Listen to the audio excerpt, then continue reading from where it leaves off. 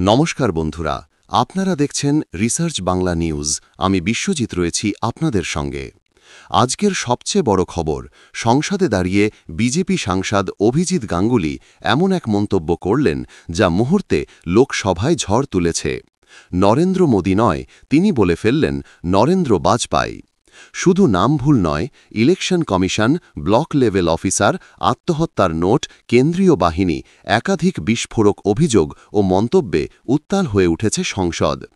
আজ আমরা পুরো ঘটনার পর্দার আড়ালের রাজনীতি, সম্ভাব্য উদ্দেশ্য এবং পশ্চিমবঙ্গের নির্বাচনের দিকে এর কী ইঙ্গিত দিচ্ছে, সব বিশ্লেষণ করব সাংবাদিক সুলভ নির্ভুল ভাষায়।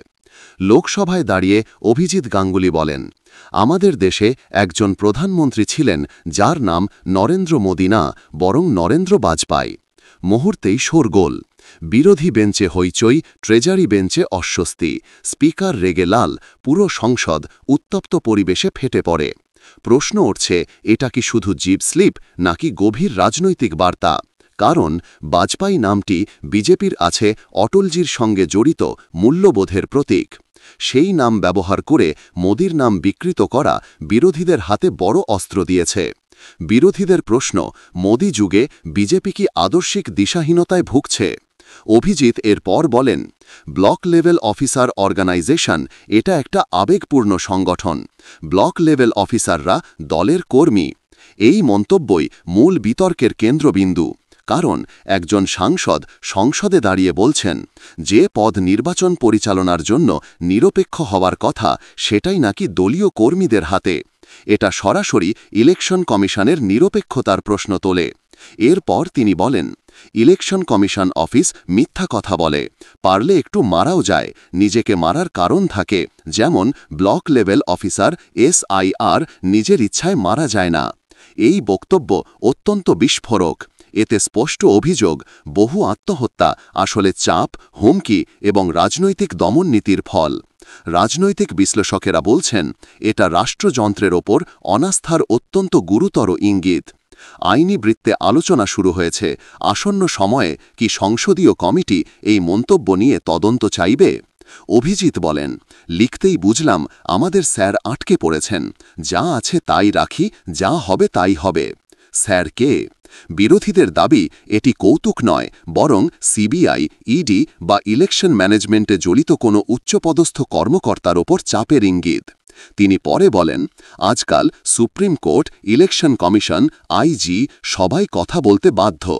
অভিজিতের এই মন্তব্য বোঝাচ্ছে স্বাধীন সংস্থা ও সাংবিধানিক প্রতিষ্ঠানগুলো চাপের মুখে কাজ করছে। এই বক্তব্য যে কোনো সরকারের কাছে অস্বস্তিকর।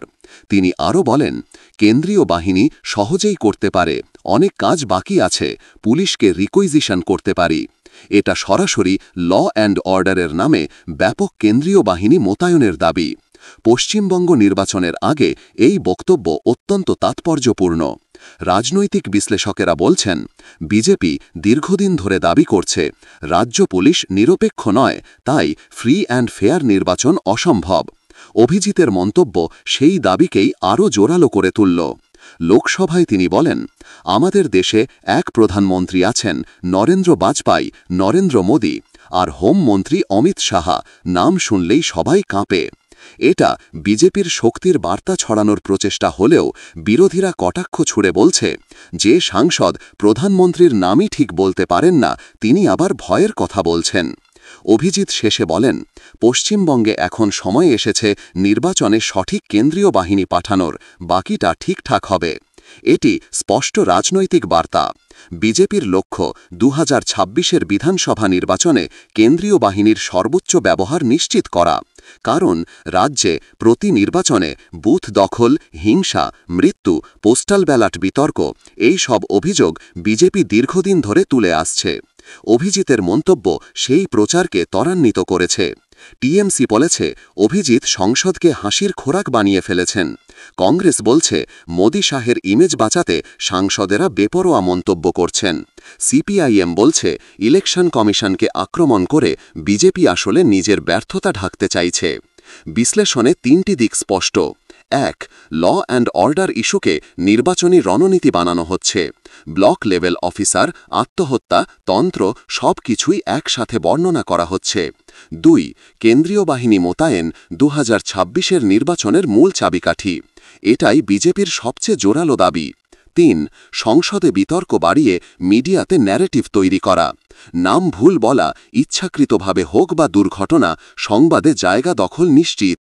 বন্ধুরা, অভিজিৎ গাঙ্গুলির নরেন্দ্র বাজপাই মন্তব্য শুধুই জিপ স্লিপ নয়, এটি রাজনৈতিক উত্তেজনা বাড়ানোর এক গুরুত্বপূর্ণ অস্ত্র হয়ে উঠেছে। পশ্চিমবঙ্গ নির্বাচন যত এগোচ্ছে ততই সংসদ থেকে রাস্তা ঘাটে এই ধরনের তীব্র রাজনৈতিক ভাষা আরও বাড়বে। বন্ধুরা, এ বিষয়ে আপনারা কি মনে করেন কমেন্টে অবশ্যই জানাবেন এবং আমাদের বিশ্লেষণ ভালো লাগলে রিসার্চ বাংলা নিউজ ইউটিউব চ্যানেলটিকে সাবস্ক্রাইব করে আমাদের পাশে থাকুন। ধন্যবাদ।